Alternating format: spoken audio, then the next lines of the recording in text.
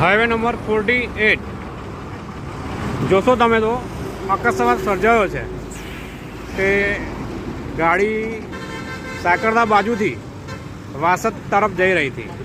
તો તમે જોશો તો ગાડી લગભગ ટ્રકની પાછળ ઘૂસી ગઈ છે. તમે જોશો તો આ રીતે લગભગ જે ગાડી તમે જોશો તો ટાટાની છે. હવે આ રીતે પાછળ ગાડી ઘૂસી ગઈ છે તમે જોશો તો.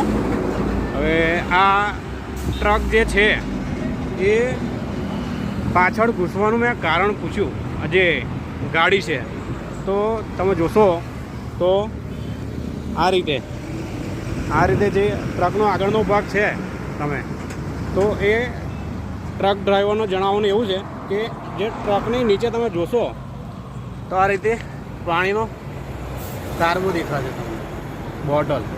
એ બોટલ નીચે આ રીતે પડ્યો હતો તો એ કાર્બો જોઈને સાઈડ પર કરવા ગયા. તો આ ગાડી સાઈડ પર કરવા ગયા તો એના લીધે ગાડી ધીમી થઈ. અને પાછળથી તમે જોશો તો એ ટાટાની જે ગાડી જે છે એ આ રીતે તમને દેખાશે તો તમે એ ગાડી અંદર આ ટ્રકની પાછળ ઘૂસી ગઈ જોઈ શકો છો તમે. આ રીતે રોડ છે આ રીતે તમે જોશો તો